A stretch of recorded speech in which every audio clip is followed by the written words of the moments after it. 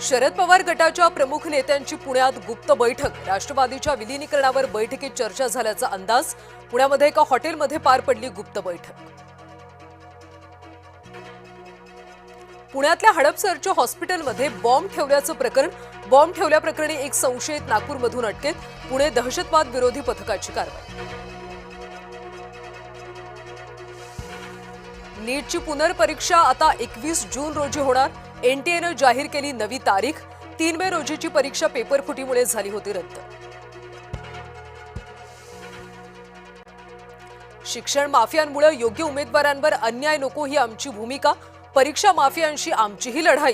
परीक्षार्थींचं नुकसान टाळण्यासाठी फेरपरीक्षा। पत्रकार परिषदेतून मंत्री धर्मेंद्र प्रधानांनी केले स्पष्ट।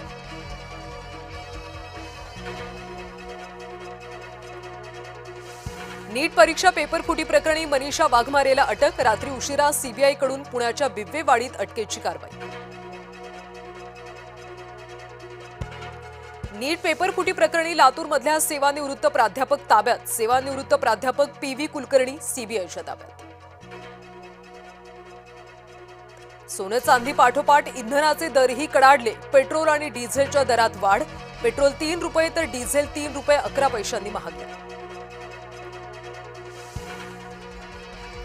राज ठाकरेंचे निकटवर्तीय दिलीप धोत्रेंचा अपघात। मुंबई पुणे द्रुतगती मार्गावरच्या अपघातात धोत्रे जखमी। भीषण अपघातात धोत्रेंच्या गाडीचा चुराडा।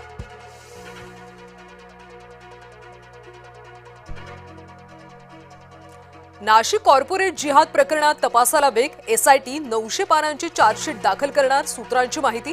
तपास अंतिम टप्प्यात। पुरावे गोळा करणं आणि आर्थिक व्यवहारांची छाननी सुरू।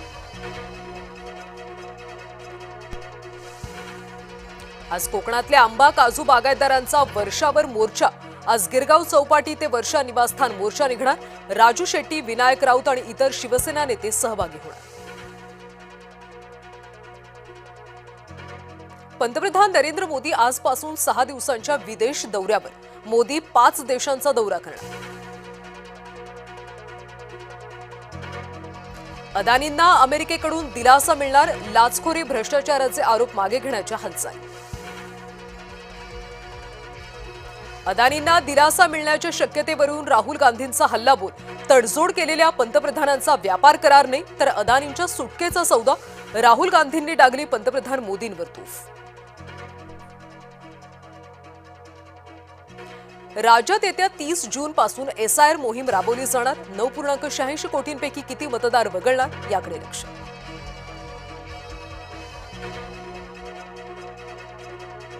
एअर इंडियाच्या विमानसेवा कपातीमुळे तिकीट दर गगनाला। दिल्ली ते मेलबर्न तिकीट तब्बल 2,76,000च्या घरात। विदर्भात पुढचे 4 दिवस उष्णतेचा येलो अलर्ट। अकोल्यामध्ये सलग 3ऱ्या दिवशी राज्यातल्या सर्वाधिक तापमान।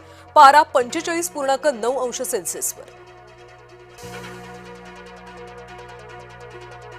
मुंबईत आजपासून 10% पाणी कपात। धरणातला पाणीसाठा घटल्यानं महापालिकेचा निर्णय।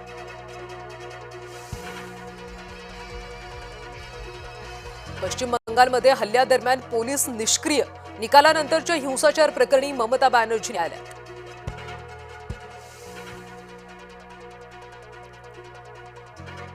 प्रसिद्ध मानसोपचार तज्ज्ञ लेखक डॉक्टर आनंद नाडकर्णींचं निधन। वयाच्या 68व्या वर्षी घेतला अखेरचा श्वास। मानसिक आरोग्य क्षेत्रात डॉक्टर नाडकर्णींचं होतं मोठं योगदान।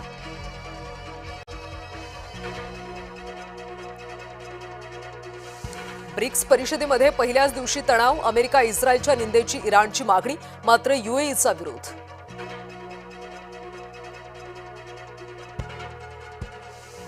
आज लखनौ समोर चेन्नईचं आव्हान। लखनौत रंगणार सामना।